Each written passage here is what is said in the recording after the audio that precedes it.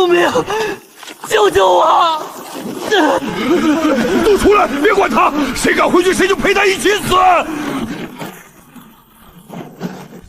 沈姑娘，快走，再不走就来不及了。沈家一夜获罪，父兄生死未卜，我被流放到这座人人嫌弃的废矿。他们都说，到了黑风矿，命就不值钱了。可若我今日也退了，那我和那些看着沈家被冤却闭口不言的人，又有什么分别？沈姑娘，沈昭宁，你疯了！你一个罪女，死在里面，没人给你收尸。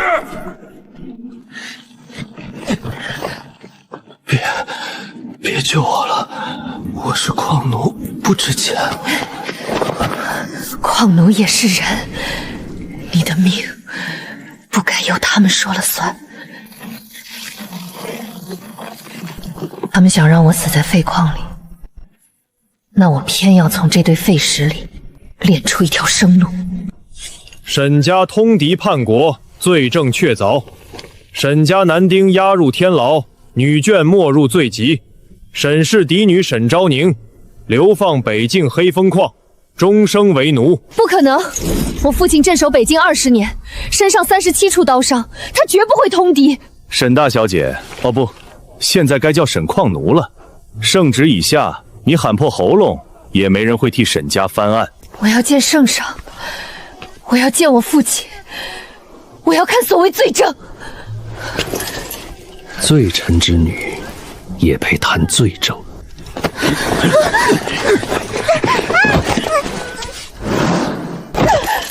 开他！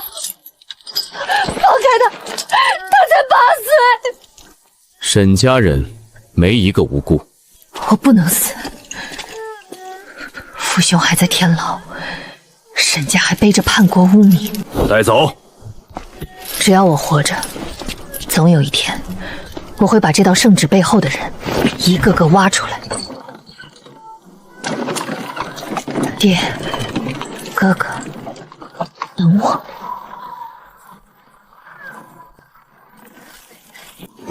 听说这位沈大小姐以前在京城出门8个丫鬟伺候，到了黑风矿，怕是连条狗都不如。沈昭宁，你可知黑风矿是什么地方？那里事故比矿石还多，进去的人10个有9个熬不过冬天。你若现在肯求我，说不定我还能让你路上少吃些苦。你这么想让我死在路上，是怕我到了黑风矿看见什么不该看的东西。你什么意思？押送一个罪臣之女，本不该劳烦王大人亲自走这一趟，除非我的命比你嘴上说的值钱。哼，沈家人果然不蠢，可惜越聪明的人在黑风矿越撑不久。那就看看我能不能活过你们想让我死的日子。加快，天黑前到黑风矿。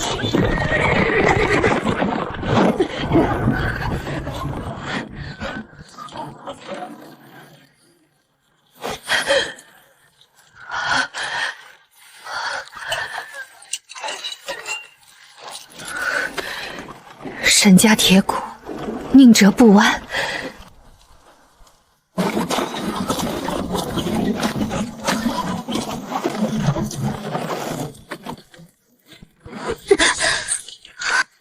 这就是京城来的贵女，沈家罪女交给你们了。细皮嫩肉的，怕是连矿镐都拿不动。沈昭宁，到了黑风矿，就忘了你什么将门嫡女的身份。这里没有小姐，只有矿奴。我父兄尚未定死罪，我也不是奴。圣旨说你是，你就是。在这里，本官让你活，你才能活；本官让你死，你连申辩的机会都没有。赵八子，带他去废渣地。既是罪女，就从最脏最贱的活干起。是，大人。今晚把这片废渣挑完，挑不完，不准吃饭。这一整片，嫌多，那就别吃。这细胳膊细腿，怕是连筐都背不动。京城贵女挑废渣，这画面可真新鲜。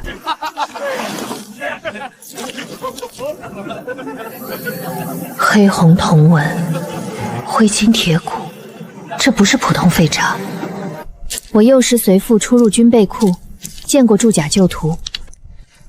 这种黑红矿若火温足够，可出玄铜。别白费力气了，这些都是废渣，炼不出东西的。你们用什么炉炼？老炉，火上不去，炼出来都是淬铁。所以赵矿头说这是废矿。不是废矿，是炼法出了问题。你说什么？我说，你们把能炼玄铜的矿当废纸扔了。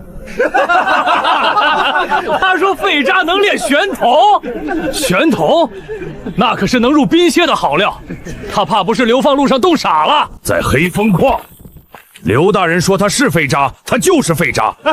你一个罪女，懂什么矿？我是不懂你们贪了多少修路银，但我懂一件事。什么？废的是人，不是矿。赵矿头，他刚来，不懂规矩。不懂规矩，那就让他去3号洞学。3号洞，那里前几日才踏过，进去就是白白冒险啊。3号洞有什么？有什么？有能教你闭嘴的东西。进去。赵矿头，3号洞之木烂了，真会出人命。矿奴的命什么时候值钱了？黑风矿的人被压得太久，已经忘了自己的命也值钱。我要活下去，就不能只靠自己。我得让他们先记起来，他们是人，不是石头。你叫什么？阿烟。阿言，等我出来。出来？你先能活着再说吧。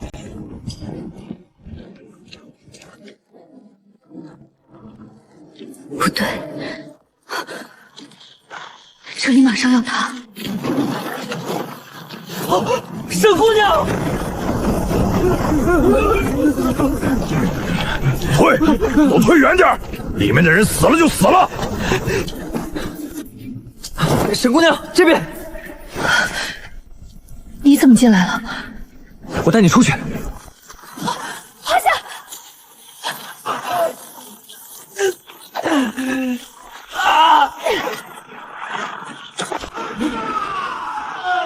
都给我退！谁敢进去，谁就跟他们一起死！沈姑娘，你走，别管我。闭嘴！我刚让你等我出来，没让你死在我前头。他们想让我死在废矿里，那我偏要从这座废矿里救出第一条人命。石头压的是腿，不是胸，你撑得住。可他们不会救我的。沈昭宁，你想死就死远点儿，别连累大家。洞顶还在炼，最多半炷香就会2次塌发。要救他，必须先撑住左侧之木，再撬开压腿的石头。要活命的，就把外面的短木和绳子拿进来。沈姑娘，里面还会塌。正因为会塌，才要立刻撑动。你们若现在不救他，下一次被压在石头下的就是你们。谁敢进去，我就扒了谁的皮。赵矿头这么怕人进去，是怕他们救出阿晶，还是怕他们看见3号洞里的枝木早就烂透了？你胡说什么？3号洞每季都有修缮银，为何枝木烂成空壳？赵矿头，这银子是被老鼠啃了，还是被人吞了？我就说3号洞早该修了。上个月洞里塌过一次，赵矿头说没银子换木。现在还要等吗？等洞塌完，等证据被埋，等阿健出事，你们就真的什么都问不出来了。我去，我也去，反了，你们都反了。左侧枝木斜撑，绳子套住这块石头，不要硬拖，先抬3寸。3寸够吗？够他拖出卡点，再多洞顶承重风险会变高。沈姑娘，我不行了。看着我，别闭眼。你要是敢死，我就白挨这些灰了。我不会死。好，听我数，3、2、1，抽腿！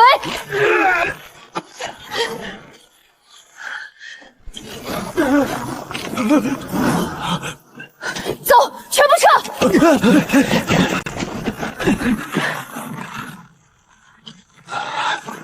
若不是沈姑娘让我们撤，刚才我们都得困在里面。3号洞果然撑不住了。沈姑娘，你为什么救我？因为我也曾以为有人会来救沈家，后来我才明白，等别人救太慢，所以能救一个是一个。怎么回事？大人，沈昭宁擅自停工，还蛊惑矿奴闹事，害得3号洞塌了。分明是3号洞早就该修，是赵矿头逼沈姑娘进去的。闭嘴！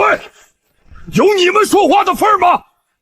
沈昭宁，本官刚让你进矿，你就闹出塌方，你是想造反吗？刘大人说错了，塌方不是我闹出来的，是你们拖出来的。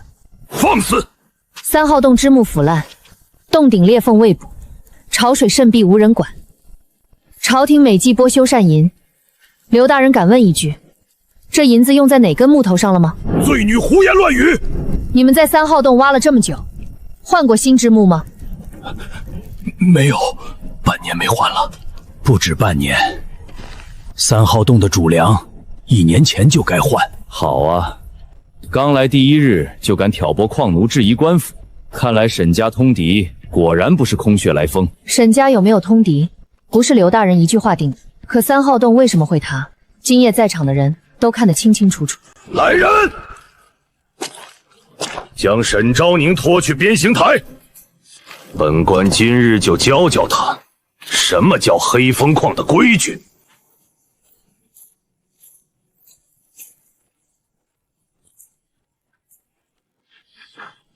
沈昭宁，你真以为你还是将军府嫡女？到了黑风矿，你的骨头再硬，也会被一寸寸打软。刘大人这么急着打我，是因为我说中了？30鞭，打到他认错为止。大人，他救了我的命，要罚就罚我。你算什么东西，也配替他求情？怕是黑风矿最锋利的锁链，他们不是不想救我，是被打怕了。我要让他们看见，刘崇不是天，赵八子也不是命。刘大人，打死我容易，可你就不想知道黑风矿为什么被称为废矿吗？你什么意思？你们从3号洞挖出的废汁能炼玄铜。玄铜，那可是能入冰蝎的好料啊！废渣炼玄铜，沈昭宁，你为了逃鞭子，连这种鬼话都编得出来？是不是鬼话，一炉便知。你真能练？若练不出，30鞭，我1鞭不少受；若练得出，如何？3号洞塌方之事，刘大人暂且不许再牵连救人的矿工，并且我要挑10个人帮我开炉。你一个罪女，还敢跟本官谈条件？刘大人可以现在处置我，然后继续守着这座人人嫌弃的废矿，也可以给我1夜。若黑风矿真能出玄铜，大人升官发财指日可待。大人，别听他胡说，他这是拖延。赵矿头这么怕我开炉，是怕我练不出，还是怕我练出来？松绑，本官给你1夜，天亮之前若炉中无玄铜，你便受30鞭；若敢逃，所有帮你的人一并重罚。1夜足够。沈姑娘，这炉子破成这样，真能炼玄铜？炉子破，火就难稳，火难稳，就要靠人稳。我们该怎么做？你筛黑红矿，你把灰金矿敲成小块。阿燕，你腿伤未好，坐着看风口颜色，火色变淡就提醒我。老伯，你手风伤，听我号令拉风。你信我？你在矿上做了30年，看火比他们准。装模作样。天一亮，照样得挨鞭子。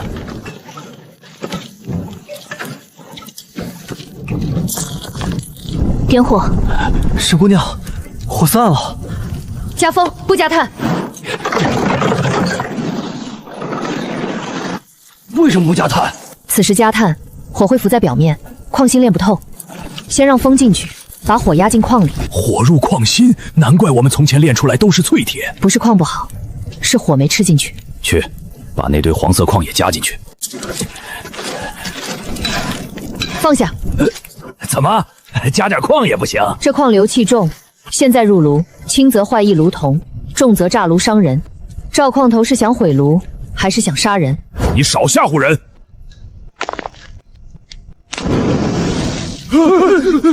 真会炸！赵矿头，你想害死我们？我又不知道。所以，不懂就闭嘴。青白火，这破炉竟烧出了青白火！沈姑娘，是不是快成了？还差最后一口风。全力拉风。好。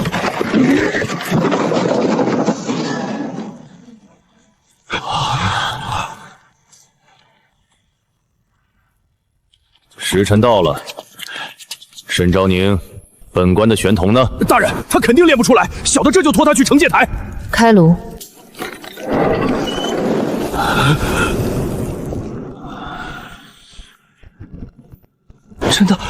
真的有东西。验。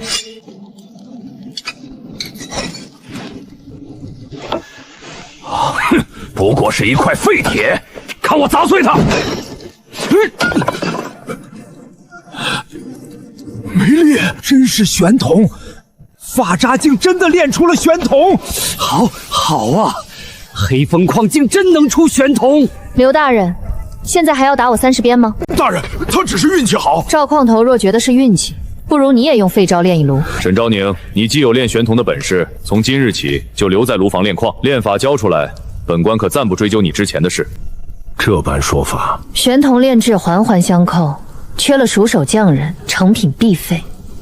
刘匠人按期出铜，竹众人练作罢。好，昨夜之事，本官暂且放下，但你记住，你仍是矿中登记劳作之人。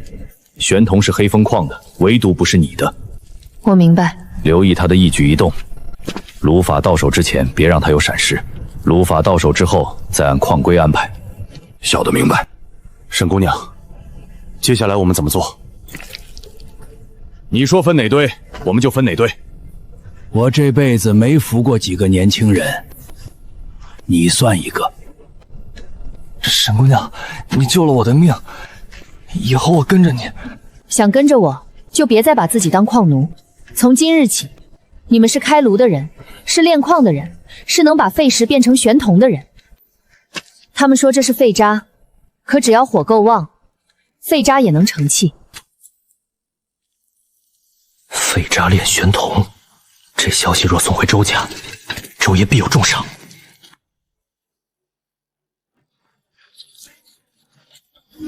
爷，小的已经查清楚了，那沈昭宁昨夜只用黑风矿废渣，真炼出了玄铜。黑风矿那堆废石，我当年看都懒得看，没想到倒让一个罪女捡了便宜。爷，要不要把她抓来，逼她交出炼法？抓？太粗了。一个罪女能活到今日，靠的无非是炉火，没了炭，炉子一冷，她自然会跪着来求我。小的这就通知山外炭商，不许再给黑风矿送一车炭。不止炭，粮也断一半。粮也断，矿工吃不饱，炉火就烧不旺，人心一散，他炼法再好，也不过是孤掌难分。北京的铁杏洲，一个罪女想改规矩，先让她知道谁才是规矩。黑红矿一堆，灰青矿一堆，黄色矿单独放，绝不可混入主炉。沈姑娘，黄色矿为何不能入炉？昨夜差点炸炉，就是因为它。此矿硫气重，火候不到会毁炉，但不是全无用处。以后若要是火是风，反倒用得上。原来矿没有全废的，只看用在何处。人也一样。沈姑娘，那我能做什么？你腿伤未好，暂时不下矿。从今日起，你负责记矿。我？记矿？谁分了多少矿，谁守了多久炉，谁拉了几次风下，都要记下来。可是我不识几个字。我教你，不会写名字，就先画符号。只要账清楚，谁都别想吞你们的功。我学。一块废渣炼出的玄铜，竟有这等质地。若本官将此事报上去，升迁指日可待。大人，那沈昭宁不好控制，昨夜矿工都向着他，若再让他炼几炉，恐怕什么？恐怕这黑风矿的人都只认他，不认大人了。一个罪奴也配让本官忌惮？小的不是这个意思，只是他现在手里有炼法，矿工又听他的，万一他借机生事，所以炼法要拿到，人心也要打散。大人有何吩咐？你去告诉矿工，玄同是朝廷的，他们昨夜帮着开炉，不但没有功劳，反有私炼之嫌。若再跟着沈昭宁，本官一律按聚众作乱处置。小的明白，让他们怕，他们就不敢跟了。还有，盯着沈昭宁，他若敢私藏义钱，本官就能名正言顺重罚他。小的这就去办。昨夜若不是沈姑娘，我们早死在3号洞了。小瘸子，这里有你说话的份儿。赵矿头打伤魏玉的矿工，是刘大人的意思，还是你自己的意思？少拿刘大人压我。沈昭宁，你别以为练出一块玄铜就真能翻天。这黑风矿里，你们所有人的命都是刘大人的。你笑什么？我笑你蠢。你说什么？昨夜开炉，刘大人亲口允我挑10人帮忙，若他们有罪，那就是刘大人准许矿工参与私炼。赵矿头今日这番话，是想替刘大人认罪。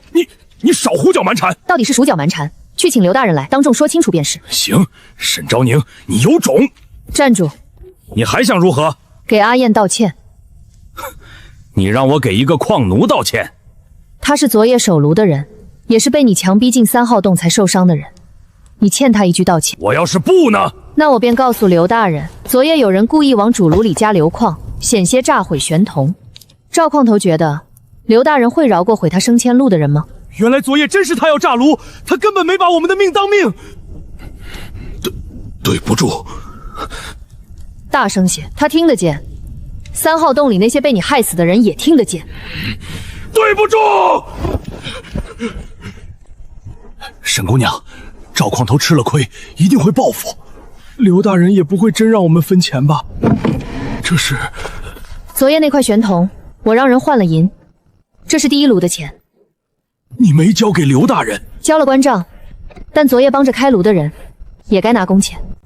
勤劳守风下2个时辰10文，矿工陈六分黑红矿8文，王二守炉添炭8文，阿燕系封口，虽有伤但未退6文。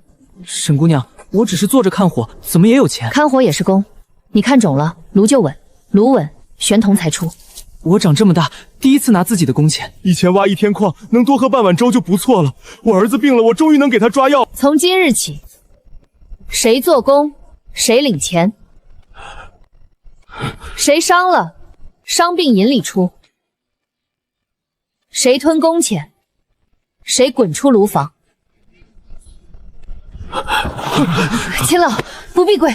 不是归你，我是替黑风矿这些年死在洞里的矿工谢一句公道。银钱不多，却能买回他们被践踏多年的尊严。人心不是靠喊来的，是一文一文，一命一命还回来的。大人，沈昭宁竟敢私自分钱！他哪儿来的钱？昨夜那块玄铜换的。他敢私卖玄铜！小的查了，他还交了关账，账目上写的清清楚楚，说是试炉所得，3成入关账，3成修炉，3成复工，1成伤病银。好精的账！大人，这账有什么问题吗？正是没问题才麻烦。他把关账列在前头，本官若罚他，就是不准矿山修炉，不准矿工做工。如今玄铜刚出，本官还要拿他往上邀功，不能明着动他。那就这么由着他收买人心。他能收买人心，靠的是炉火，没了炭，看他拿什么分钱。大人的意思是？大人，山外炭商突然派人来说，今后不再给黑风矿供炭了。周爷出手了。来得倒快。大人，这是好事啊！煤炭他炼不成玄铜，矿工自然会散。传话下去，若3日内楼火不起，沈昭宁私立规矩，扰乱矿务之罪，一并清算。小的这就去。就这点炭，最多撑1炉。山外炭商不送了，炉火一停，工钱就没了。沈姑娘，是周家干的吗？除了周万基，没人这么快下手。哟，沈姑娘不是能把废招炼玄铜吗？怎么，如今连炭都没有了？你们现在看清楚了吧？跟着他有什么用？他能给你们几文工钱，周家却能断你们的炭，刘大人能断你们的粮。没有炭确实炼不了，周家那么大，我们怎么斗得过？谁说没有山外炭就不能开炉？不用炭，你还想用血烧炉不成？秦老，黑风矿附近可有旧炭窑，若窑里还存半熟旧炭，就能强火复烧。有倒是有，只是没人会复烧，烧出来不是灰就是尸炭。带我去。沈昭宁，你真以为自己什么都会？炼矿不够，还想烧炭？赵矿头若不懂，可以闭嘴。你昨夜已经证明过，不懂还乱碰，会炸。愿意继续开炉的，跟我去后山；不愿意的，我不强求。我也去。老头子这辈子只会麻矿，今日倒想学学，炉火没了炭伤，还能不能烧起来？我去，算我一个。烧炭，我倒要看看你能不能把一座荒窑烧活。这窑都塌成这样了，还能用吗？很多年前用过，后来炭伤进了黑风矿，这些旧窑就没人管了。窑提后，烽火性还在，修一修，先复烧旧炭，再补新木，能解3日即用。沈姑娘，你真会烧炭。在将军府时，我父亲说过，军中最怕的不是无铁，而是无火。火若断了，兵器、粮草、暖炉全都停。镇北军从前确实自己烧过炭。沈姑娘，这是什么？沈家军的印。沈家军，他们来过黑风矿。20年前，好像确实有一队军爷来过黑风矿，那时3号洞还没封，听说他们在里面修过兵器，后来不知怎么连夜走了。父亲当年镇守北境，若来过黑风矿，废渣玄铜这些东西绝不会只是巧合。沈姑娘，这里有张烧焦的纸。这是沈家弩图。沈姑娘，你认识这张图？这是我父亲亲手改过的弩机图，他不该出现在这里。黑风矿不只是我的流放地，它很可能是沈家冤案的起点。沈姑娘，这张图真是你父亲的？这是沈家军机弩图。父亲曾说，此图只留在沈家军械房，非战时不得带出。可它为什么会出现在黑风矿的旧炭窑？我想起来了，20年前黑风矿确实来过一队沈家军，他们不从正道走，夜里进山，白日封窑，像是在避什么人。他们后来去了哪里？不知道。再后来，黑风矿被定成废矿，刘大人也来了。沈姑娘，你是不是查到沈家的事了？也许。那我们现在去3号洞查？不急。为什么？3号洞刚塌，贸然进去只会送死。更何况周家断炭，刘虫盯着，赵八子随时会咬人。我们现在最要紧的不是查旧案，那是什么？先把火烧起来。只有炉火不灭，黑风矿的人才不会散，人不散，真相才有机会挖出来。修窑，窑身没塌，能保火，坏的是封口和封泥。封口太大，炭会烧成灰；封泥不严，炭会加湿气，所以要先补窑，再控窑。沈姑娘，你连烧炭也懂？我父亲行军时说过，军中3样东西不能断：粮、水、火。火断了，铁不能炼，饭不能熟，人也撑不过寒夜。老将军懂兵，也懂活人。秦老，你带人补窑壁；陈六，你去找胶泥。是。王二，你带人砍松枝木，不要砍湿木，只取半枯的。阿燕，你腿伤未好，坐在这儿记功。我记，谁补窑，谁搬木，谁和泥，我都记下来。阿言现在倒像个账房先生。沈姑娘说了，不会说名字就先画符号，工不能白做。对，今夜修窑也算工。修窑也有工钱？只要是为了开炉做的活儿，都有。兄弟，听见了吗？别偷懒儿，这回是给自己干活。好。周万金断的是炭，可只要这些人心里还有火，他就断不干净。大人，沈昭宁带着矿工去后山救窑了。救窑？是，他说不用山外炭商，自己烧炭。一个醉女真把自己当成将神了，炼矿也就罢了，还想烧炭。大人，要不要小的带人把旧窑砸了？蠢！旧窑若砸了，矿工只会觉得本官怕他。他现在人心正盛，不能明着压。那就让他烧。烧炭最怕什么？湿气。不错，他若烧出湿炭，炉火不稳，玄铜炼不成，矿工自然会怨。大人的意思是？不是本官的意思，是山里夜路重，旧窑久废，炭料受潮。小的明白。若炉炸了，也是他自己逞能。记住，别伤着他，至少在炼法到手前，他不能出事。是。沈昭宁，你最好真有本事，否则本官的升迁路就拿你的命来填。封口小了半寸，我这就修。不用全改，留半寸缝。黑风矿夜里风大，风口若按寻常救法，反倒会火急成灰。你这是借山风控火？山风不是坏事，用得好是天送的风香。原来这破山也有点用。没有无用的山，也没有无用的人，只是过去没人愿意好好用。冷不冷？不冷。我以前以为我这条腿伤了，就只能等着被赶出去饿死。现在我觉得我还能做点事儿。记账也是事，记清楚了，比多挖石喷矿都有用。沈小姐，我一定记清楚。风摇，点火。成不成？烟若发白，水气重，就看这一摇了。烟若发青，火入木心。等烟由清转淡，就可以封死。沈姑娘，烟变轻了。别急，现在才开始。这是什么？炒泥粉，掺进炭里，看着不显眼，一入炉就压火。他不是能练吗？我倒要看看，火都起不来，他练什么？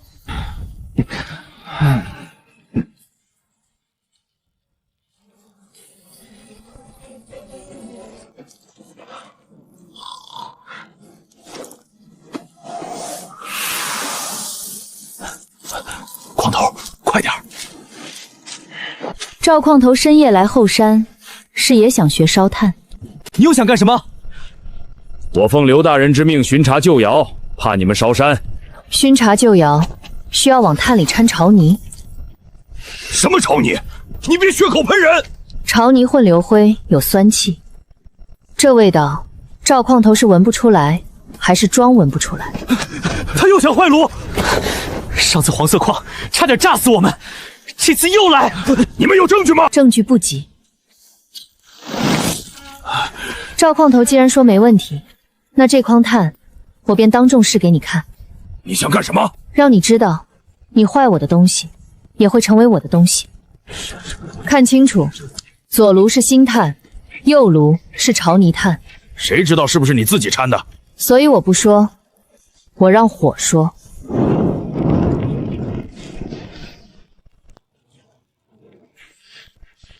右边火不稳，炭里有湿泥，压火入主炉会坏油矿。这也不能证明是我。当然不能只证明你坏，还能证明它有用。坏炭还有用？潮泥炭火弱，但烟重，用来试旧炉回烟，正好。赵矿头送来这一筐，省了我们半日试炉功夫。赵矿头这坏心眼儿，倒也算出了力。那要不要给他记功啊？阿燕，记上。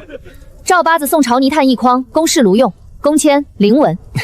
沈昭宁，你别太得意。赵八子，我给你留脸，是因为黑风矿现在还要开炉。再有下次，我不把你送去流虫面一见。你敢动我会把你丢进3号洞塌方口，让你亲眼看看被你吞掉修洞营的人究竟遭了什么罪。开窑取炭。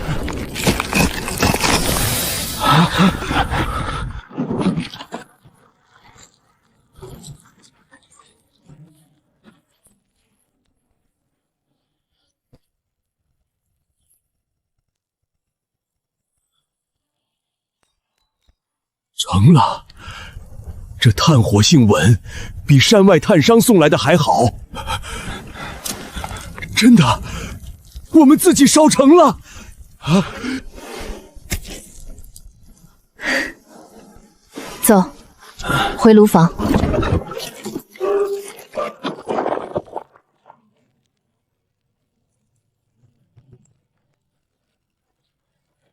你们竟真烧出了炭！托刘大人的福，黑风矿旧窑尚能用，日后炭料不必全靠山外炭商，关账也能省下一笔。少拿账压本官！哼，本官只看玄铜。那便请大人看炉。黑红矿入炉，灰青矿后压，新炭分3次加。大人，这火比昨夜还稳。青白火，比昨夜的火还干净。这炭真比外头的好。火稳，矿性才出得劲。这不是玄铜的光，黑风矿里果然还有别的东西。开炉。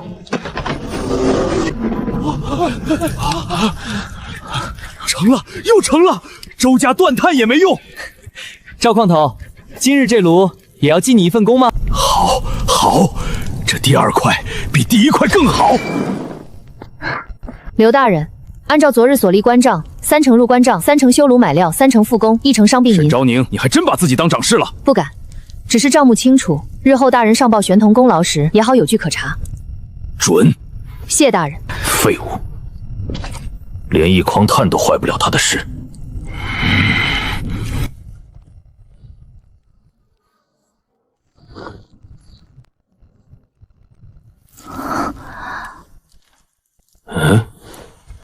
沈姑娘，这不是玄铜渣，这是什么？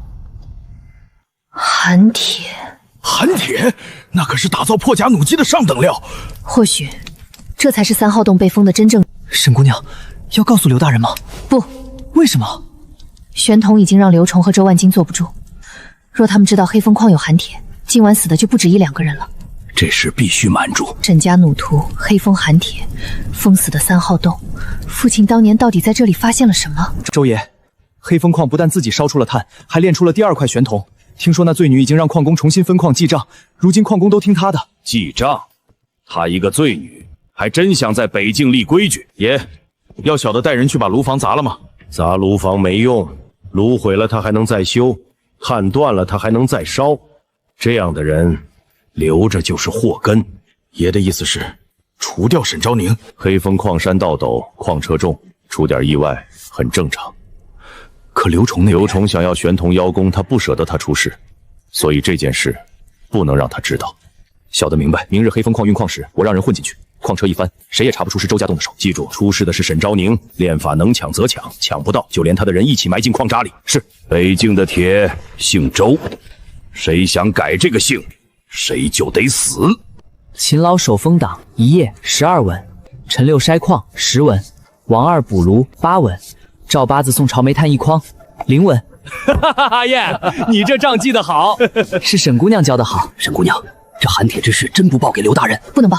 可若报了，刘大人是不是更不敢动你？寒铁比玄铜值钱多了。正因为寒铁太值钱，所以更不能报。玄铜能让刘崇升官，寒铁却能让人起杀心。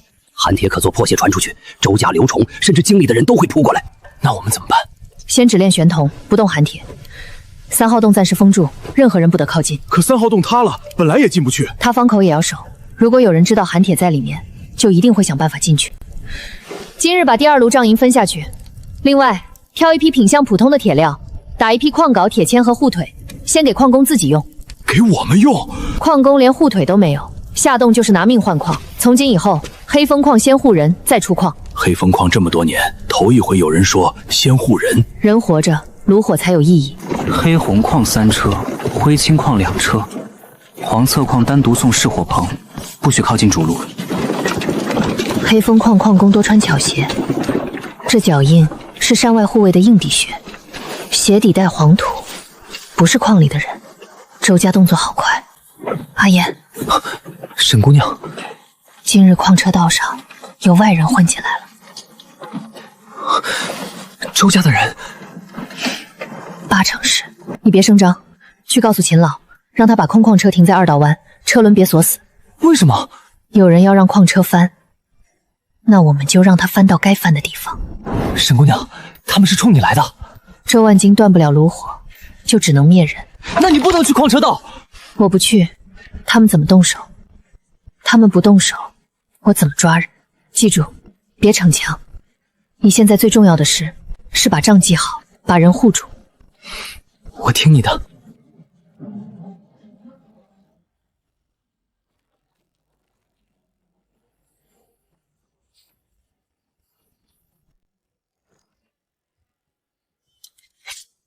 等那罪女走到弯道口，就松车。车这么重，撞上去肯定出大事。动作快点，别让人看见。赵矿头放心，周爷说了，事成之后少不了你的好处。别提周爷，出了事儿是矿车失控，跟谁都没关系。这边矿石品相不对，推下来我看。他来了。沈姑娘，这边危险，要不我去看？不用。放！矿车失控了，快躲开！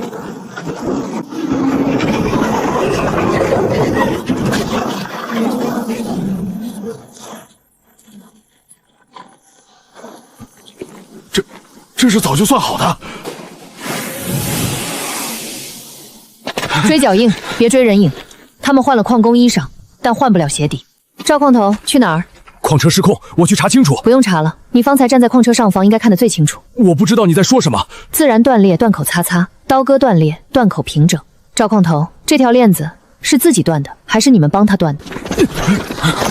有人故意要害沈姑娘！赵八子，你还敢说不是你？你们别血口喷人！抓到了，他们不是矿上的人。沈姑娘，是周家的牌子。谁派你们来的？刚才若不是沈姑娘早有防备，死的就是她，还不说？矿车失控，与我们无关。你们半个时辰前就在矿车道上方藏着，鞋印从上方通到这辆车边，又从车边往密林走。你说无关，是觉得黑风矿的人都没眼睛？赵八子刚刚也在上面，他一定知道。我是巡矿，我是奉刘大人之命巡矿，吵什么？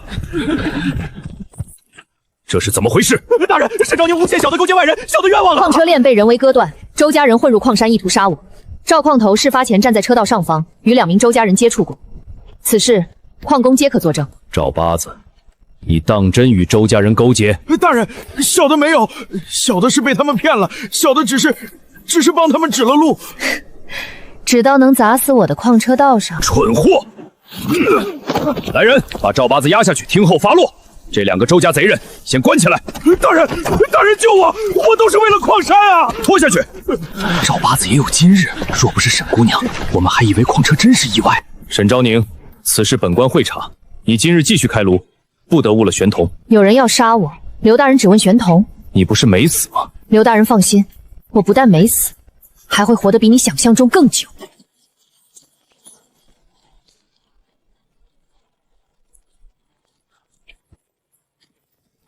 少将军，前面就是黑风矿，军中近来铁料短缺，刘崇一直推说矿奴闹事，无法按时供铁。镇北军箭头3月内断裂200余枚，马长一换再换，若只是矿奴闹事，断不了这么多军需。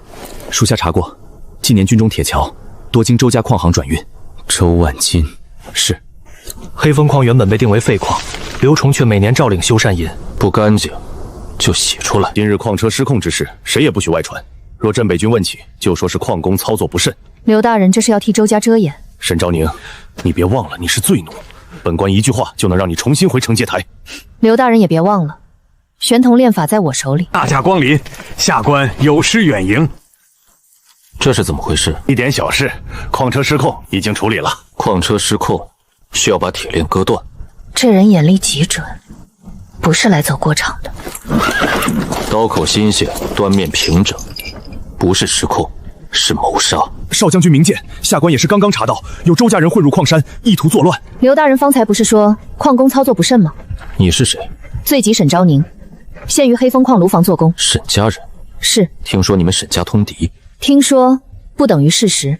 就像刘大人说矿车失控，可铁链是人割的。世人说沈家通敌，也未必不是有人割断了真相。好一张利口！少将军若只听顺耳的话，就不该来黑风矿。放肆！你说黑风矿有真相，那本将今日就查一查。少将军，矿物繁杂，恐怕不便。本将查的是镇北军军需，刘大人觉得不便。既然你在炉房做工，那你说，镇北军近3月铁料为何频频断裂？因为你们收到的不是黑风矿该出的铁。你凭什么这么说？凭这个。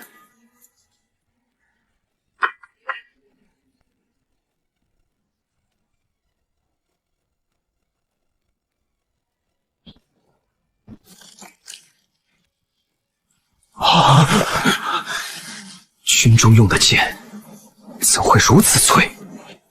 少将军若想知道是谁在拿镇北军将士的命发财，就从这枚箭头开始查。刘崇，给本将一个解释。下官绝不敢怠慢军需。刘大人当然不敢怠慢军需，他只是敢把好铁送去别处，把脆铁送给镇北军。沈昭宁，你一个罪奴，竟敢污蔑朝廷命官！刘大人若觉得冤，不如当着少将军的面再验一枚。劳烦取10枚近日军中断裂的箭头来。陆清，少将军早有准备，这些都是军中近3月损坏的铁剑。这3枚看似同一批，实则来源不同。怎么看出来的？第1枚裂口发灰，铁性虚，是低温急炼；第2枚表面脆得亮，内里却有沙孔，是外硬内脆；第3枚最有意思，它不是北京铁。你凭什么断定？北京铁姓陈，断口黑中带青。这枚断口泛白，水气重，是南方水铁。少将军若不信，可让军中老将验。少将军，他说的没错，这确实不是北京铁。我们用的剑竟不是北京铁，怪不得射甲师总列。刘崇，黑风矿账上出的北京铁，为何到了军中变成南方水铁？下官不知啊，铁料出矿后要经周家矿行转运，定是周家在路上偷换。刘大人推得真快。你闭嘴！我若闭嘴，镇北军恐怕还要继续拿这种淬铁上战场。让他说。阿燕，取账板。几块破木板也敢称账？破木板上的账，至少比刘大人的官账干净。这几日我分矿时，合过黑风矿废招。黑风矿并非无好铁，而是好铁被提前挑走，剩下杂矿才入官炉。可刘大人送往军中的账上，却写着上等北京铁。证据有，这一筐是刘大人账上所谓上等铁料，这一筐是从废渣里重新分出来的黑风铁。少将军可让人当场试断口。少将军，左边杂质多，右边铁性明显更足，若按品相，右边才该入军料。好铁去哪儿了？下官真不知，矿上多年按旧例分矿，也许是矿工分错了。刘大人，老朽在黑风矿挖了30年矿，从前谁敢说分矿错了？赵八子每日盯着，好矿一出动就被单独装车送走，我们这些矿工碰都碰不得。老东西，你也敢攀咬本官？老朽不敢攀咬大人，老朽只是想问一句，那些好铁究竟送去了哪里？我见过，夜里有周家的车进山，好铁从不入官炉，直接走西山道。我爹当年就是因为问了好铁去哪儿，被打断腿赶出矿山，没熬过冬天。陆青，记下。是。军中断见矿中尸体，周家夜运。刘大人掌管黑风矿多年，却一句不知。少将军，军须知牵涉重大，下官愿彻查。只是沈昭宁乃罪臣之女，她的话未必可信。他的话未必可信。那铁呢？箭头会撒谎，断口会撒谎，还是镇北军死在淬铁之下的将士会撒谎？这个少将军不好糊弄，但至少他不是刘崇一路人。即刻封存黑风矿近3年军需账，周家转运文书一并查购。刘崇，在查清前不得离开黑风矿。少将军，下官乃朝廷命官，你无权拘禁我。本将没拘禁你，只是军需未清，刘大人最好留在此处，慢慢解释。沈姑娘，刘崇被制住了，只是暂时。为什么？刘崇能贪这么多年，真正要命的人还没露面。这地方破成这样，能炼出玄铜？当然能，沈姑娘昨夜就炼出了第2块。你很信他？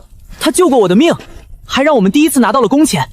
你给矿工分钱？他们做工领工钱有何不妥？矿奴私分钱银，按律可疑。那矿官私吞修缮银，矿商偷换军需铁料，按律又该如何？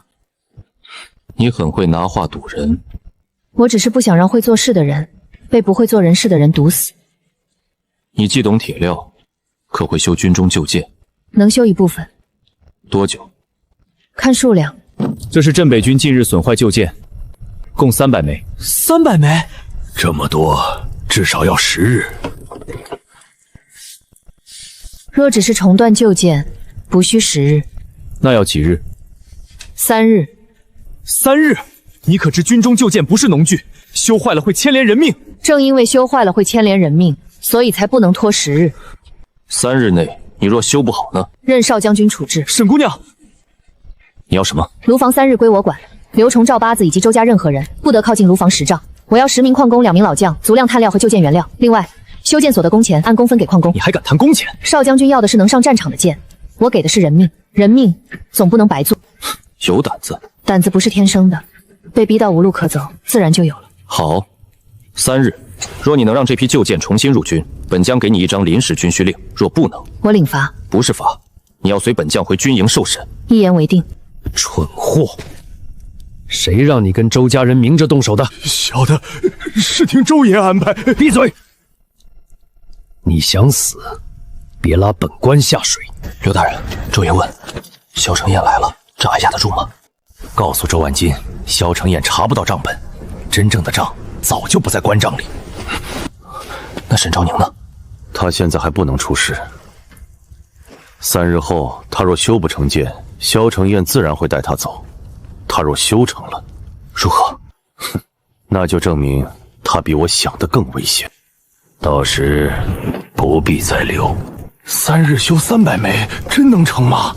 万一修坏了，沈姑娘就要被带走受审。沈姑娘，要不我们求少将军多宽几日？不能求。为什么？周万金断探杀人，刘崇遮掩。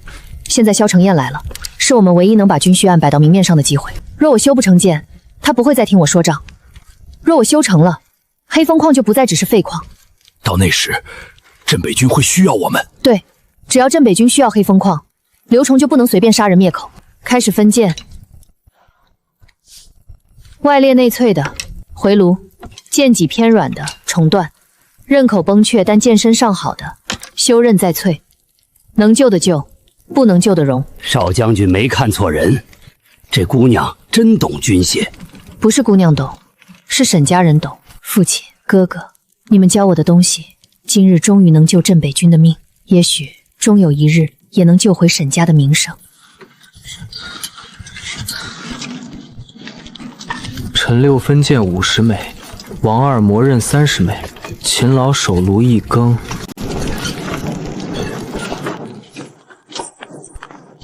大将军，她到底是罪臣之女，让她碰军械会不会不妥？她若真想害镇北军，刚才不必揭穿裂铁，让那些淬剑继续送上战场。可沈家案，沈家案是朝廷定的，但军需案是本将亲眼看到的。他还不信我，无妨，我也不需要他现在信，我只要他看见黑风矿这把火能烧出真相。3日后试剑，本将亲自验。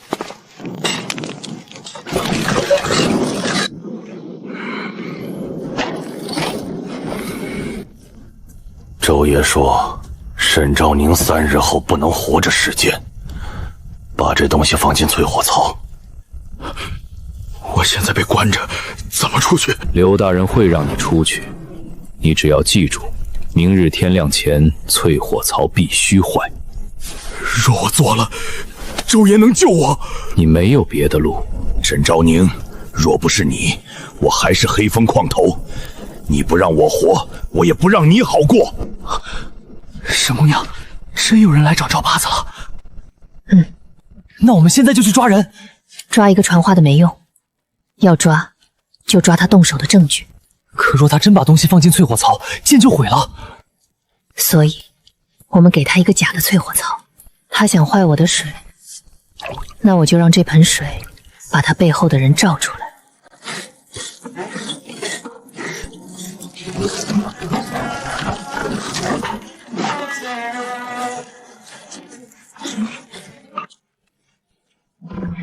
沈姑娘，明处这个是假的。是。那真淬火槽为什么藏起来？赵八字要坏的是众人都看得见的东西，看不见的他不敢碰，也不知道碰哪个。那假槽里要放什么？放一枚假箭头，让他以为自己坏成了。可赵八字被关着，他怎么进来？刘崇会让他进来。刘大人也要害您？刘崇想要玄铜，也想要我的炼法，但他更怕我修成军剑，让少将军继续查账。在他眼里，最好的结果是我修不成剑，却还活着交出炼法。这帮人心比矿洞还黑。所以剑要修，账要查，人也要防。阿燕，你守账也加门，看见赵八子进来别拦。不拦？让他做完。人只有以为自己得手时，才会露出背后那只手。赵八，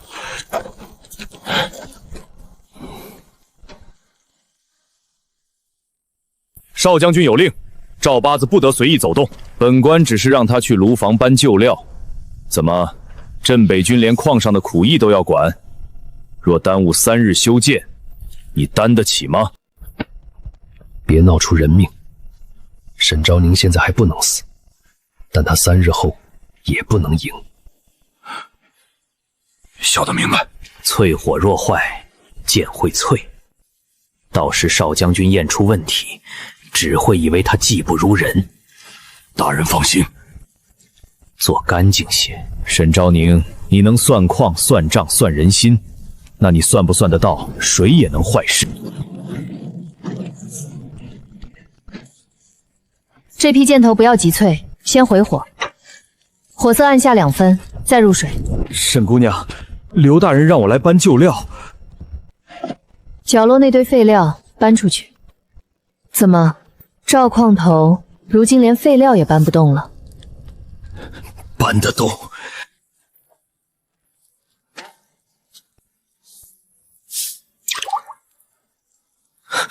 沈昭宁，你再聪明，也防不住水里有毒。3日后，我看你怎么跟邵将军交代。赵矿头，还有何事？你搬旧料时离淬火槽最近，正好留下看我示意没见。我还要回去向刘大人复命。不急，一没见的功夫。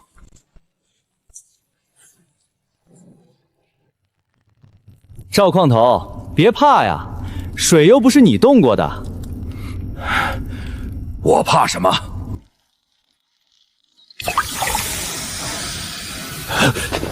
这烟味不对，怎么发酸？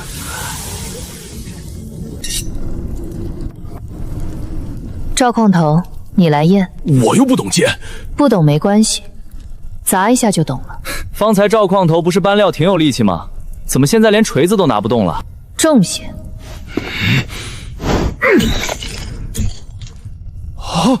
哎呀，怎么会这么脆？这水有问题。沈昭宁，你修的剑这么脆，还敢接邵将军的军令？出什么事了？大人，沈昭宁修坏军舰，箭头一砸就碎，小的亲眼所见。沈昭宁，军需箭头关乎镇北军性命，你竟敢胡来！刘大人来得倒巧。本官听闻卢房有意，自然要来查看。是听闻卢房有意，还是知道淬火槽会有意？你什么意思？这水里被人投了腐骨粉，箭头入水，外冷内裂，自然一砸就碎。有人往水里做手脚，就是他，我亲眼看见他袖子动了。你胡说！你一个小瘸子，少攀战我！别急，我既然敢让你试，就不止让阿燕看见。秦老，把真淬火槽搬出来。这是什么？真正修军舰用的淬火槽，方才那一槽是给投毒之人准备的。赵矿头，原来你坏了半天，坏的是假槽啊！赵八子，你真要害沈姑娘？他害的不是沈姑娘一个，是要害我们所有人担罪。我没有，我不知道什么腐骨粉。你不知道？那你袖子里的药粉包是什么？搜。邵将军，确有药粉残包。刘大人，你矿上的人3番2次想坏军需，这也是矿工操作不慎。邵将军明鉴，赵八朝早已被下官责罚，许是心怀怨毒，私自报复沈昭宁，下官绝不知情。大人，明明是你让我住口！你勾结周家，谋害卢房，如今还敢攀咬本官！大人，你不能这样！我替你做了那么多事儿。3号洞修缮银，周家夜运铁料，还有……堵住他的嘴！谁敢动？继续说。我说了，能活吗？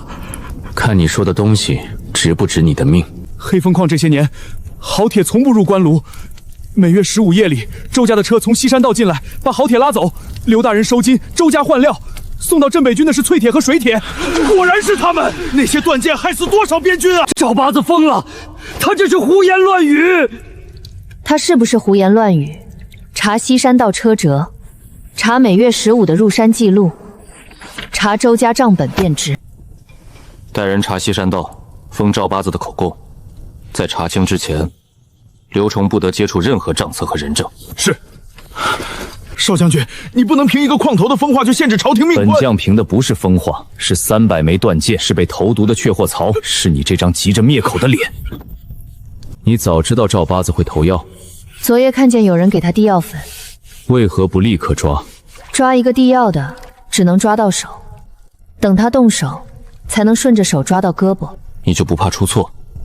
若他投的是真草，你3日之约就毁了。我怕。但怕解决不了事。你不像京中贵女。我现在本来也不是贵女，我是罪籍，是矿奴，是炉房里讨命的人。你倒是认得清自己的处境。认不清的人，活不到现在。今日之事后，刘崇和周家会更急。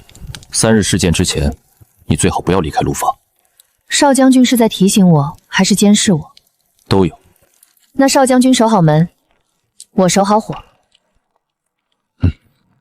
秦老，我怎么觉得少将军好像没那么凶啊？闭嘴，记你的账。第一批可以试，这么快？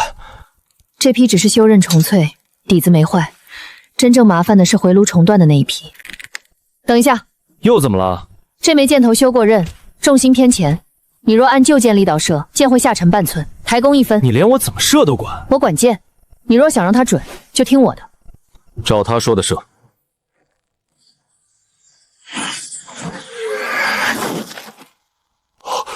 穿了，再试。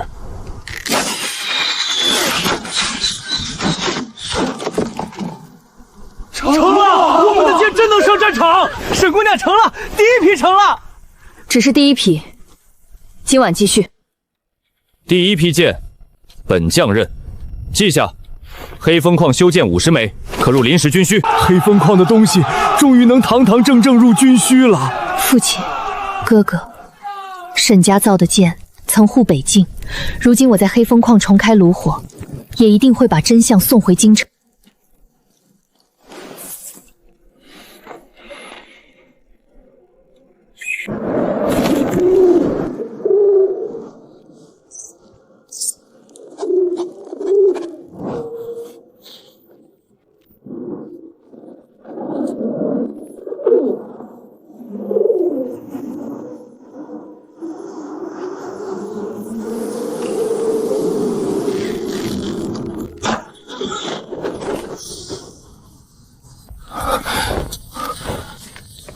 少将军，刘崇信中提到了寒铁。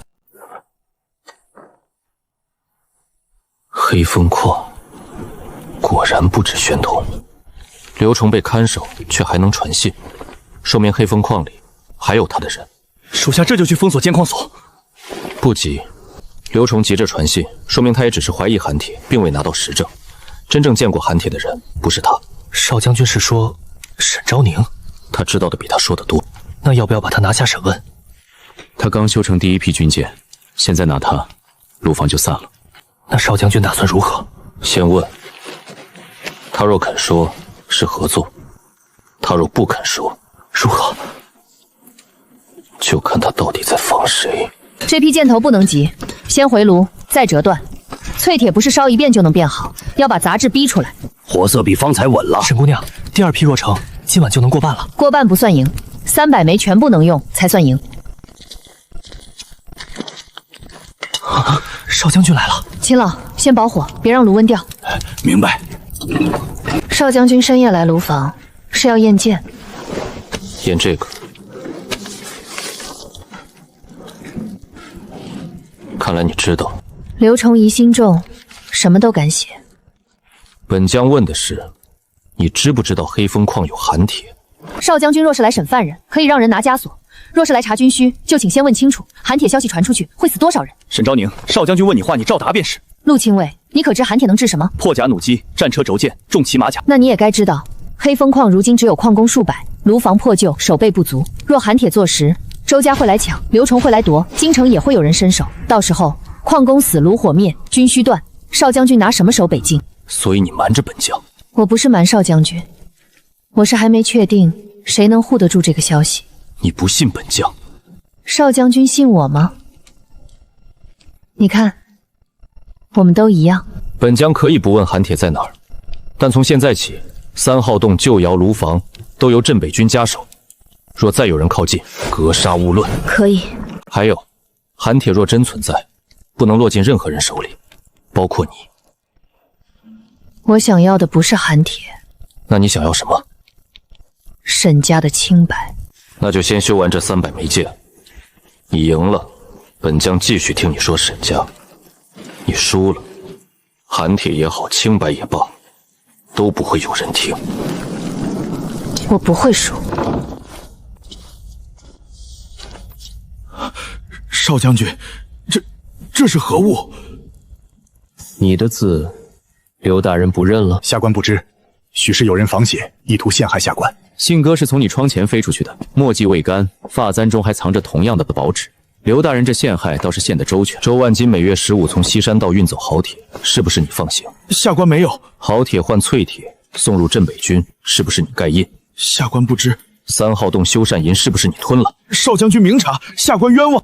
函帖在哪儿？什么函帖？下官从未听闻。你信中写已有函帖，若从未听闻，疑从何来？是赵八子胡说。他说沈昭宁藏了什么白色铁渣，下官一时多银才写了这么一句。白色铁渣在何处？下官没见过。刘崇，你最好祈祷自己真的没见过。若函帖消息从你这里传到敌国，本将会让你知道军阀比矿刑疼得多。继续看守，从现在起，刘崇不得见任何矿官差役周家人。是。萧承言已经起义，沈昭宁的贱人也压不住了。不行，不能让他们查到3号洞。将军，就是这条路，就是这条路。每月15夜里，赵八子就让我们早早回棚，不许靠近。可我有一回夜里出来找我弟，看见周家的车从这儿进来，车辙深，常年重载，这里不像废路。陆亲卫，这里有铁砂，是好铁切边，不是杂矿。果然，好铁都从这儿被他们运走了。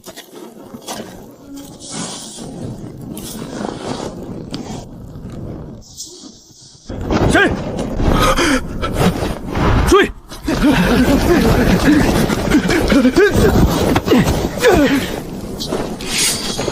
周家人？不是，我是山民。山民带周家腰牌，说，周家夜里从这条路运什么？不说，就按供需按同犯押回去。我说，周家每月从黑风矿运好铁出去，再把南方水铁和淬铁换进军需车，小的只是看路，不知道别的。谁负责交接？赵八子和刘大人的师爷，有时候还有经理来的马车。经理来的马车，车上没有徽记，但每次来，刘大人都亲自迎，周爷也不敢怠慢。带走。军需加铁，周家只是守，背后那只眼睛在京城。这一批要慢迁，先入温水，再入冷水，急了会裂。困就去睡半个时辰。不困，我还能记。臭小子，眼睛都快闭上了还逞能。我怕我一睡，伤就乱了。记得很好。真的吗？比刘崇的关账可信。你倒是时时不忘损刘崇。不是损，是实话。这账是他记的。阿燕不识几个字，但记得清楚。符号记账倒也清楚。少将军，沈姑娘说了，不会写名字就先画符号，只要账清楚，谁都别想吞我们的功。你教矿工记账，不怕他们以后不听你的？我又不是刘崇，我不靠他们糊涂活着。黑风矿若真由你管，你会怎么管？少将军，这是试探还是闲聊？都有。先修洞，再分矿，先护人，再开炉。好矿入军需，杂矿做农具，废渣是炉。矿工按工领钱，伤者有伤病银，账目公开。若还有余力，就重开旧窑，不再受周家探伤掣肘。你想得倒远。不想远一点，眼下这条命都活不长。沈家若未出事，你本该在京中议亲。少将军觉得我像是适合议亲的人吗？不像。那便对了。比起绣花，我更喜欢看炉火。不好，路问偏了。压火，灰青矿车半筐，不要加水，先稳风，或招风势。这样的人，若生在清白之家，必不会困于后宅。沈家案，或许真有蹊跷。少将军为何突然让我们守这个塌洞？都塌成这样了，还能有人进去？少废话，少将军的令，守就是了。你听见没？里面有人。谁在里面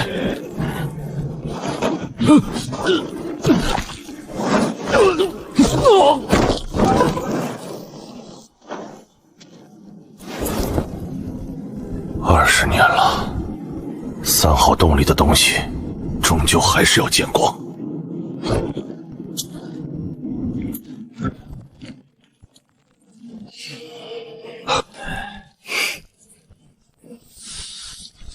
沈姑娘，第2批100枚成了，加上第1批已经150枚。1半了，300枚过半了。先别欢喜太早，后面回路最重的那一批才最难。少将军，西山道查到了周家的车辙和好铁切边，还抓到一个周家探警。他供出每月15夜里，周家会从黑风矿运走好铁，再换淬铁入军需车，并且曾有京中无灰拿车来矿山。京中，你想到了什么？我父亲出事前曾写信回府，说北境军械仗有异。那封信送到之后不过3日，沈家便被查。沈家案和军需假铁可能是同一条线，不是可能，是一定。少将军，不好了！3号洞守卫被打晕。3号洞那里不是塌了吗？谁还能进去？3号洞藏着沈家弩徒，也可能藏着含铁矿脉。有人比我们更早知道入口。陆青，带人封山。沈昭宁，你留在炉房。不行，我要去。3号洞危险，里面若真有沈家留下的东西，我必须亲眼看到。少将军要查军需，我要查沈家。这一次我们查的是同一个洞。跟紧我，没有本将允许，不许擅自入洞。少将军守好刀，我守好眼睛。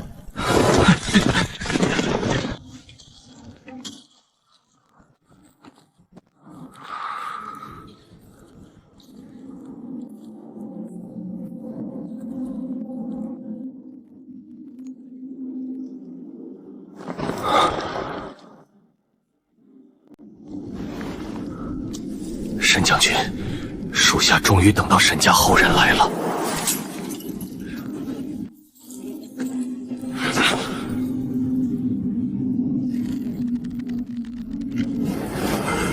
20年前没死干净的人，今日也该闭嘴了。你们果然还盯着3号洞？不盯着，怎知沈家的狗还活着？沈家军没有狗，只有绝不低头的兵。那就去地下陪你的沈将军尽忠，不能让他进去，里面的东西是沈家最后的清白。住手！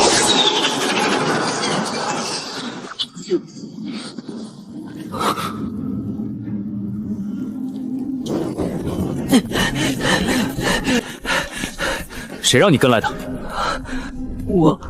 我担心沈姑娘。她记账记得清，认路也快，带着有用。这里不是炉房。我知道，所以我更要来。拿下！小心！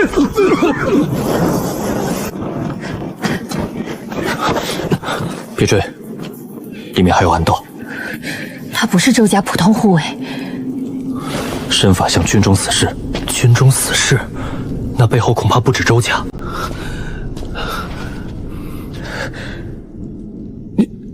你是沈将军的女儿？你认识我父亲？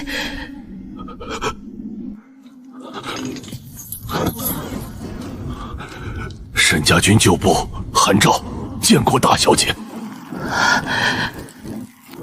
沈家军旧部，父亲的人竟真的还活着。起来说话，你伤得很重。属下苟活20年，就是为了等沈家后人来此。大小姐，沈将军没有通敌，沈家军也没有叛国。我知道，我一直都知道。20年前，黑风矿到底发生了什么？你是萧家人？镇北军萧承接。镇北萧家，当年接管沈家军械的就是萧家军。你把话说清楚，什么叫萧家军接管沈家军械？20年前，沈将军查出有人以北境军械之名私挑好铁，暗铸弩机。那批军械原本要上报京城，却在半路被一道京令调走。护送令上的接应军印就是萧家军印。萧家军印可伪造，京令也可能是假。当年之事，我会查。查？沈家等着一个查字，等了20年。等来的是满门获罪，钟鼓蒙尘。韩叔，现在不是翻旧臭的时候，你守着这扇门，里面有什么？证据，沈将军当年留下的证据。是账本吗？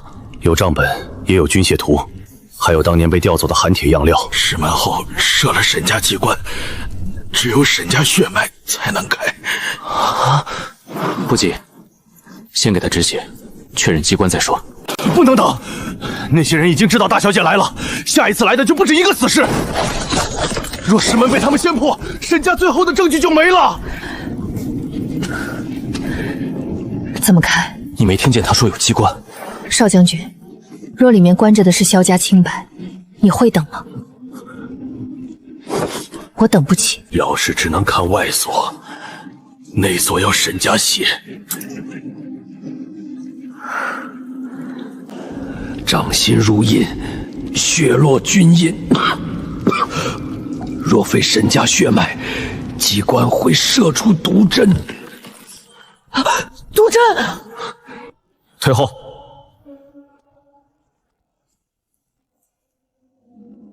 门缝有暗孔，韩兆没有说谎。少将军是否先让匠人拆机关？拆不得，贸然拆卸会损坏里面的铁匣。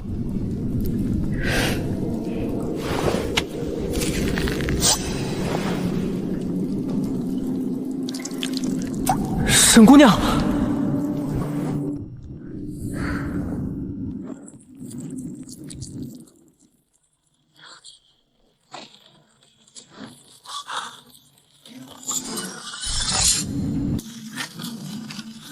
机关停了，真的是沈家血脉。将军，大小姐来了。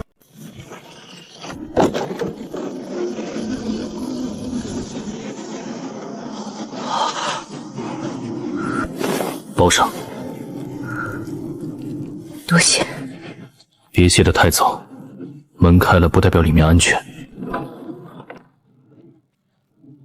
我知道。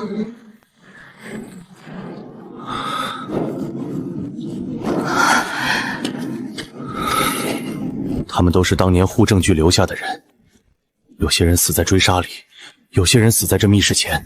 属下本也该死，是沈副将把我推出了暗道，让我活着等沈家后人。沈昭宁，见过诸位叔伯。我不是沈家军，但沈姑娘救过我，我也给各位叔伯磕一个。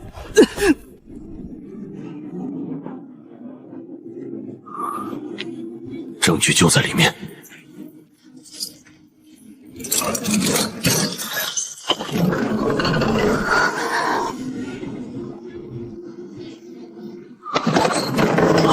寒铁，这么纯的寒铁，若黑风矿真有矿脉，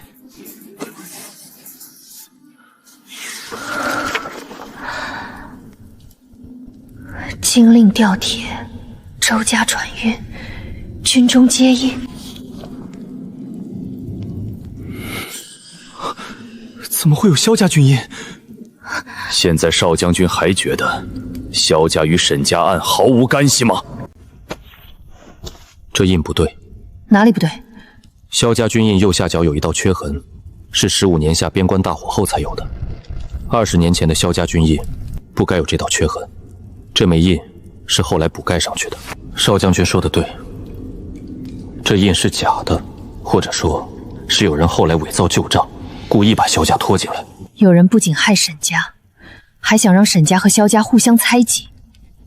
所以，现在我们查的是同一个人了。不，查的可能不是一个人。什么意思？能调动金令、周家、矿官，还能伪造军印的人，绝不会只是一个人。这里记录的好铁数量，远超黑风矿明账。刘崇这些年瞒报的，不只是玄铜和寒铁，还有普通好铁。军需假铁只是其中一环，真正值钱的寒铁很可能早就被少量运出过。若寒铁已经外流，敌军手里可能也有。当年沈将军发现后，立刻封了3号洞，寒铁主脉应该还在，但样料是否流出，属下不敢保证。韩叔，当年我父亲为何不直接上奏？上奏了，可奏折还没出北京，京中回令先到了。令上说沈将军私扣军械有通敌嫌疑，命其即刻交出军械账。将军察觉不对，才把账本藏进3号洞。当夜我们遭遇追杀。父亲不是没有求过朝廷，只是他求到的地方早已有人等着杀他。那道经令可还在？有残篇。这个二字是二思、二营，还是？也可能是二皇子。慎言。少将军怕了？我怕你在证据不足前，把自己送上死路。我已经在死路上了。那就更要活着走出去。少将军，塌方口外发现黑衣人，人数不少。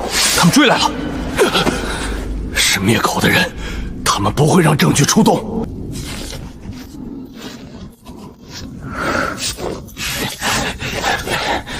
陆青，护证据，其余人随我杀出去。等等，3号洞里地形复杂，硬杀未必占便宜。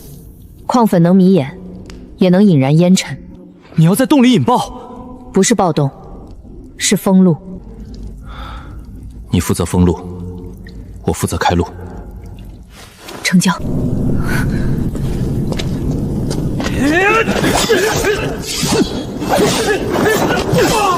快到窄口，快走！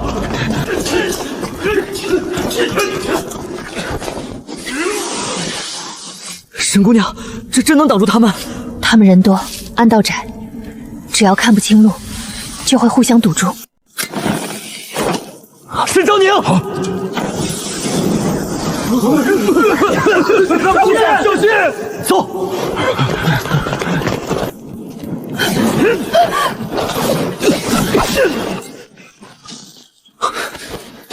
不是让你跟紧我，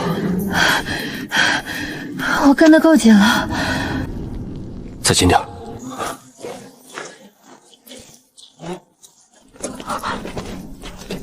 少将军刚才是不是急了？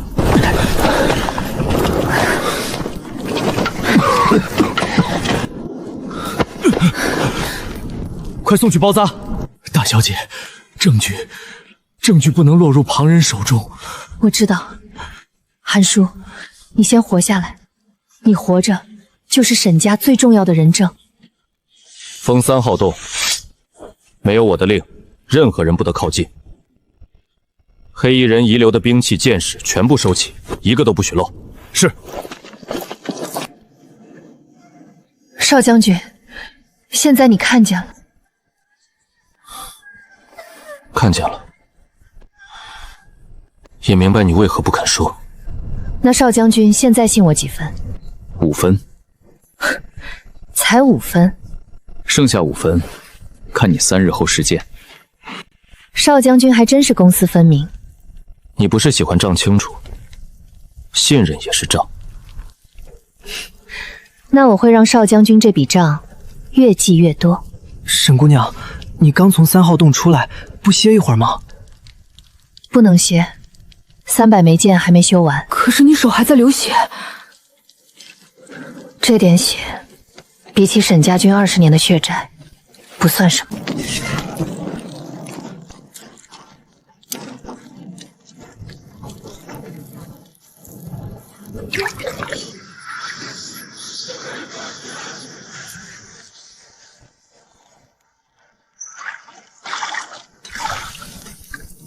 沈昭宁，你到底还能烧出多少东西？主子，3号洞证据被沈昭宁和萧承业拿到了。那就让黑风矿永远烧不出第3日的剑。第一批50枚，第二批100枚，共150枚，还差150枚。前2批好歹有底子，这最后一批断成这样，还能修吗？这哪是剑，这就是铁渣。若按寻常法子，只能全熔了重铸，可重铸150枚3日不够。不能全熔，那怎么办？3枚废剑，合炼1枚新剑，剑脊用铁性尚存的部分，刃口用回炉净化后的硬料，尾端重新培重。拼断？对，不是修，是重拼。可这样做稍有不稳，剑飞出去就偏。所以要配重，每一枚都要称，重心不能差半钱。每一枚都称，那得称到什么时候？称到天亮。大小姐，沈家军旧法中确有频短一法，但此法耗神，掌火之人半步不能离炉。你已经2日眠，撑得住吗？撑不住也得撑。将军当年也是这样说的。当年军械案初起，所有人都劝将军别查。将军说，北境士兵拿着沈家军发下去的兵器上战场，兵器若有问题，死的就是自己人，撑不住也得撑。那这一次，我替父亲撑下去。开第3炉，阿燕记重，勤劳掌风，其余人分剑。天亮前必须成批。是。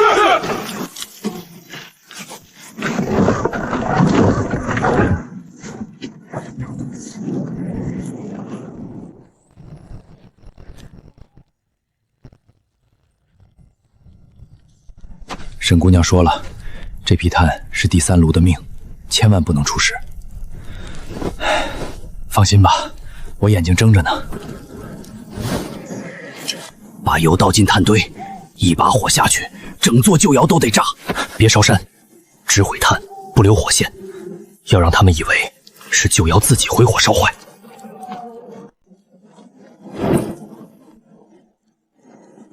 谁？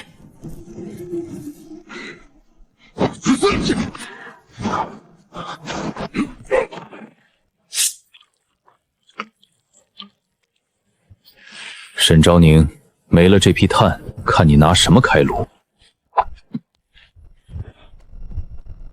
老头子烧了一辈子命，烧一窑炭不容易，你们说毁就毁，问过我们了吗？烧！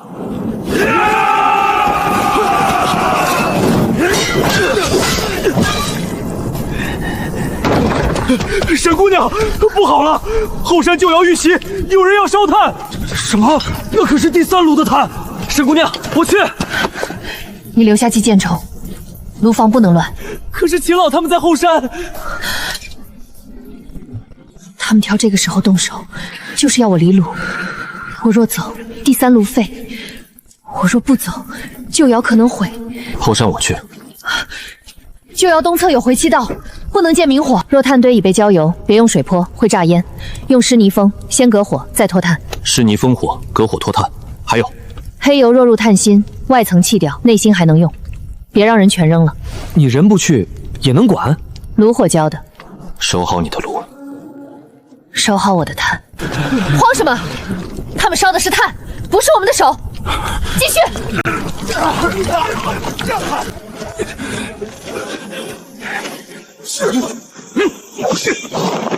背后，少将军，炭锥被浇了油，不能见火。陆青，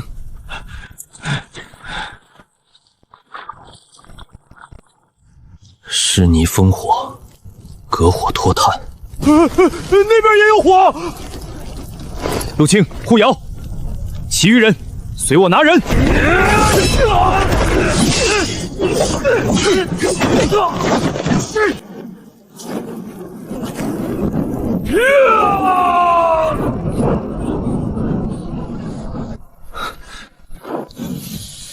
你不要命了！沈姑娘说了，这窑炭是第3炉的命，老头子命贱，炭贵，命没有贱。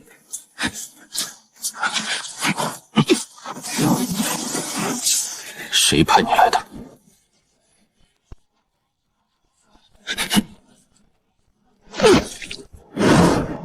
又是死士，查身上。少将军，这令牌收好，不要声张。是。外层废了，内心还能用。立刻送回炉房。给沈姑娘送炭。沈姑娘，炭不够了，旧窑那边还没送回来，再这么下去，炉温要掉。把前2炉剩下的炭渣拿来。炭渣火不稳啊。单用不稳，混松脂木屑和灰青矿粉，可以顶半克。半克够吗？半克能救1炉。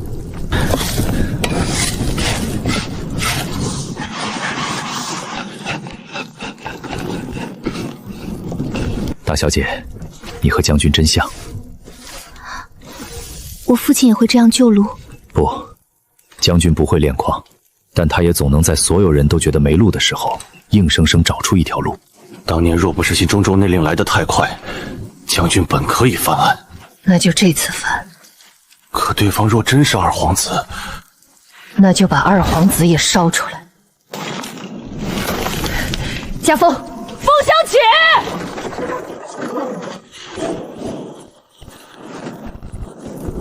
我救回来了，还不够，等舅舅瑶探回来。沈姑娘，探保住了，少将军让我们送回来。少将军真保住了，内心没坏。入炉。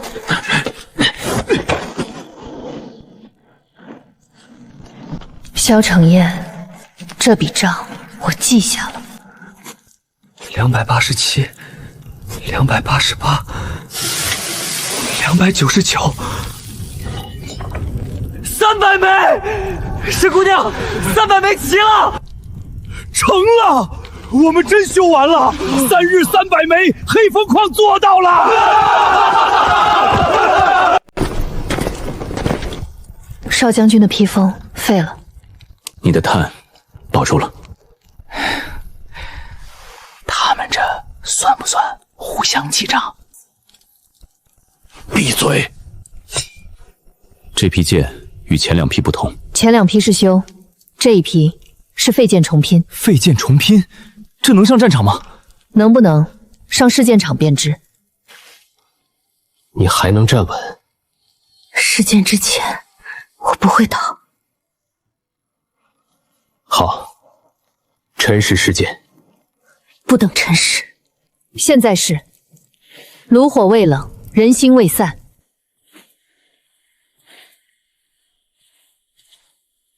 第1批试准。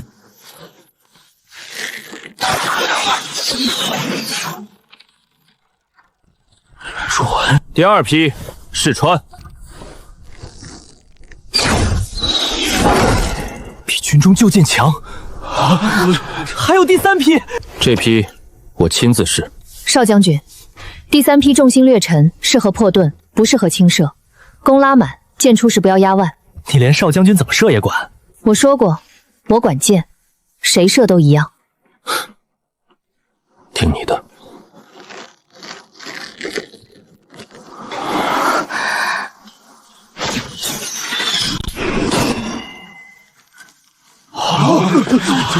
破盾了！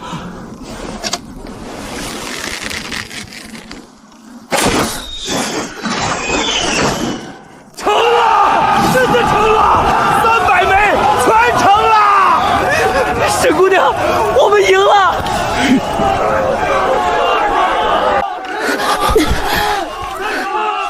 站不稳就别硬撑。我说过，试剑之前不会倒，现在还差最后一局。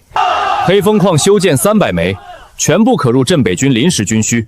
从今日起，黑风矿炉房由沈昭宁暂管，重修镇北军旧剑、马掌、刀鞘，任何人不得擅扰。黑风矿终于不是废矿了。完了，沈昭宁一旦接了军需，黑风矿就不再是我能随手遮住的地方了。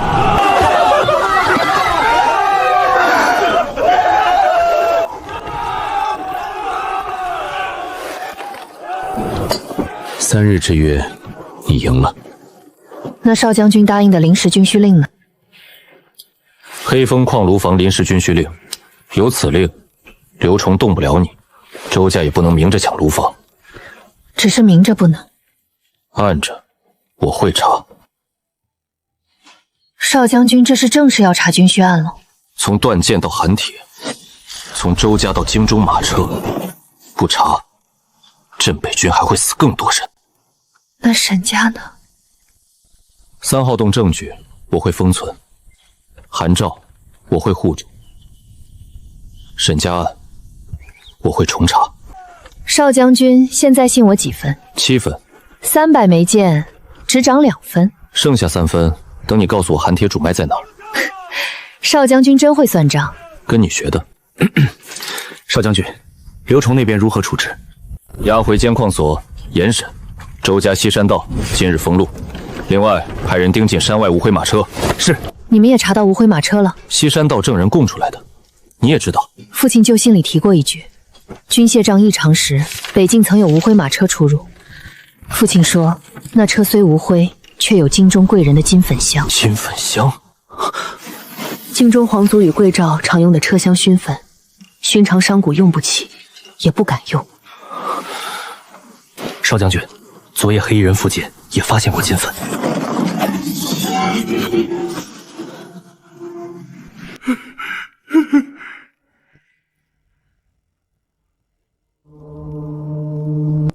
3日300枚，沈昭宁倒比他父亲更难杀。主子，再给小的一次机会，小的一定把黑风矿和沈昭宁一起拿下。拿下？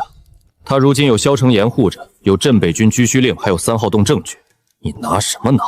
小的可以从矿工下手，那些矿奴贱命一条，吓一吓，人心自然散。蠢！沈昭宁靠矿工起事，那就让矿工亲手背叛他。告诉刘崇，旧账可以弃，活账不能留。3日后，我要黑风矿的人自己跪着求沈昭宁滚出去。是。沈家人果然都该死在自己守护的人手里。300枚军舰已验收，这是临时军需令附文。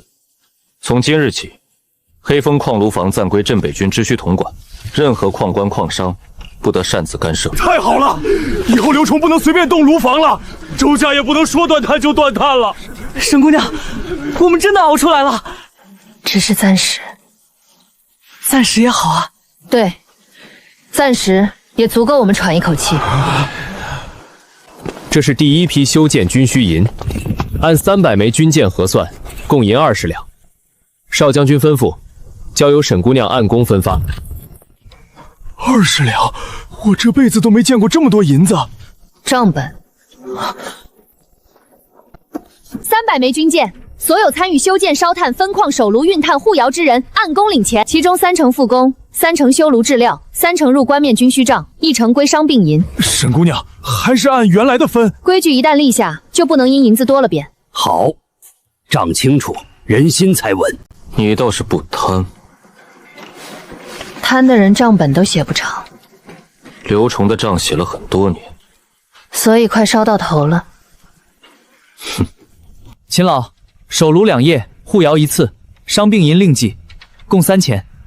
老头子也有这么多？你护下旧窑，旧的是第3炉，该拿。老头子这辈子头一回觉得自己这双老手还值钱。陈六，分矿、运炭、护窑，共1钱8间。王二，磨刃、拉风、示众，共2钱1英。王二，你手抖什么？没见过这么多银子。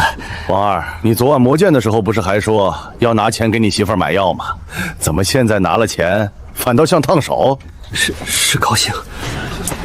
沈姑娘，往后镇北军还要修马掌刀鞘，是不是我们也有活干？有，但要按规矩干。谁偷工，谁出错，谁拿人命当儿戏，谁就离开炉房。明白。少将军，这些矿工现在是真服他，所以更有人想让他们不服，让人盯紧今天领银的人，钱刚到手，最容易出事。是。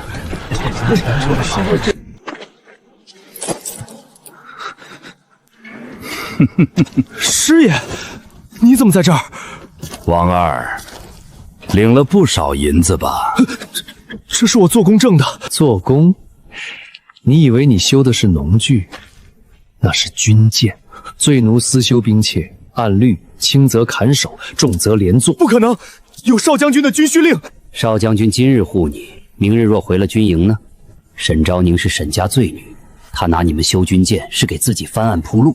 真出事，死的是谁？是她，还是你们这些矿奴？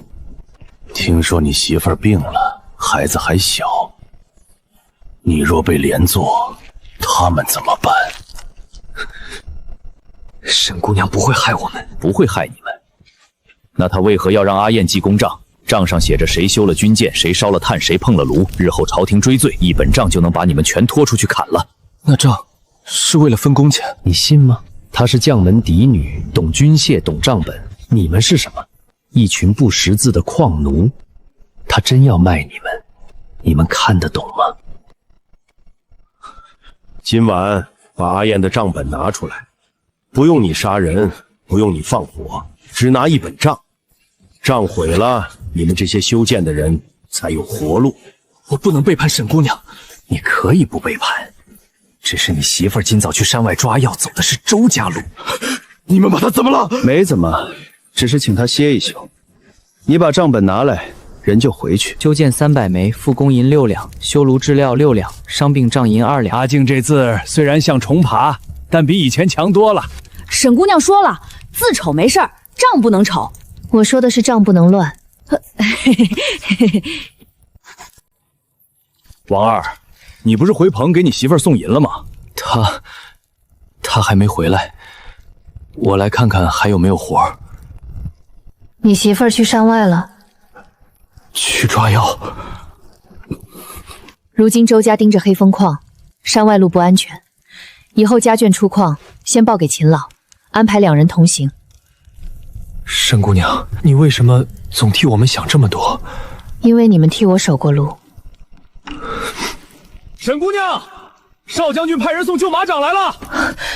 阿燕，账本收好，今日分银账不要离手。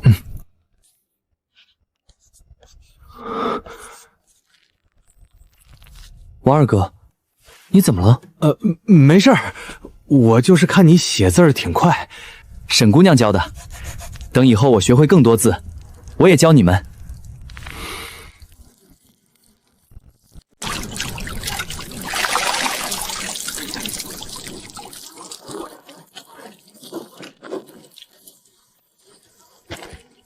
军中伤药，少将军今日送军需令，又送伤药，这笔账我怕还不起。记着就行。你很喜欢记账，跟你学的。今日矿工领银，看似人心稳了，但越稳，越有人要动。我知道。知道还把账本放在阿岩舍里。阿岩需要学着守账，黑风矿以后不能只靠我一个人。你不怕账本出事？怕，所以我留了副账。副账在哪儿？少将军这是要查我的账？我是在问你有没有后手。有，但我更想看看他们会先动谁。你在等人背叛？我不想等，但他们一定会批人背叛。矿工刚拿到钱，家眷又在山外，周家最擅长拿软肋逼人。那你为何不提前封山？封山能拦住路，拦不住怕。怕若不露出来，迟早会烂在心里。你年纪不大，心思倒狠。不狠，怎么活？若真有人背叛你，你会如何？看他为何背叛。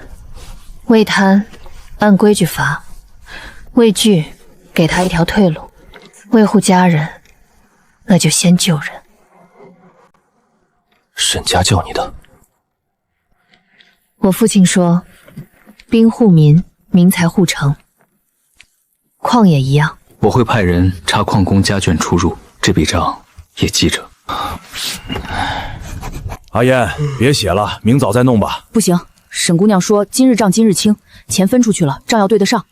你现在比账房先生还像账房先生。等我以后字写好了，沈姑娘就不用这么累了。喂，里头的，出来搬料了。王二哥，你还没走？阿燕，你去歇会儿吧，我替你看一会儿。不用，你又看不懂账。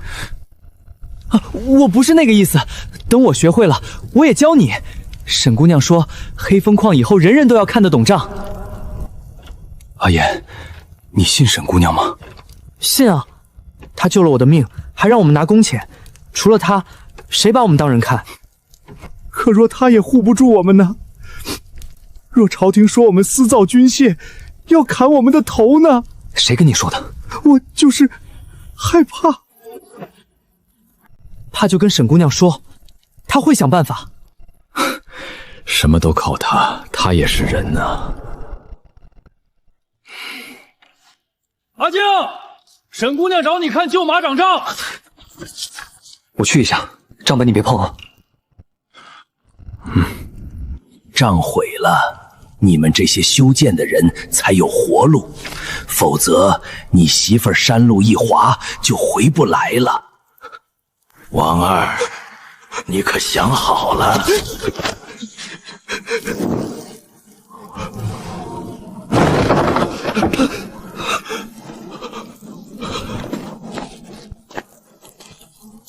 拿到了。我媳妇呢？先把账给我们。我先见人。王二，你现在没资格谈条件。你们若不放人，我就喊！喊？你偷沈昭宁账本，证据就在你怀里。你喊来的人是救你，还是抓你？给我。这账本，不如给我看看。沈姑娘，拿下！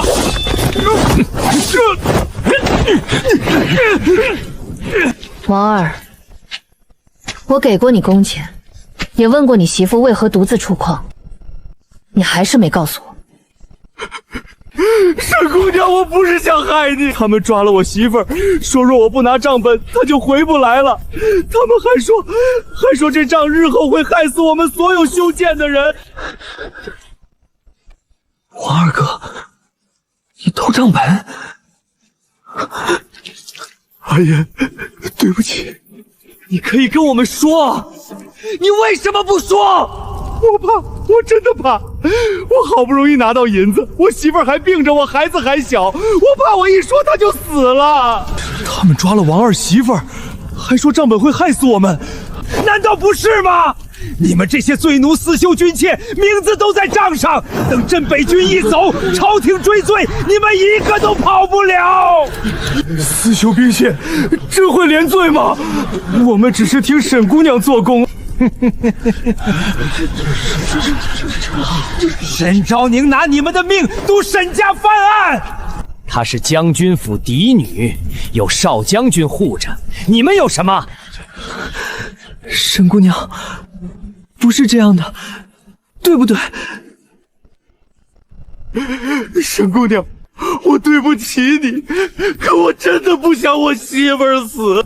现在若压不住，人心会散。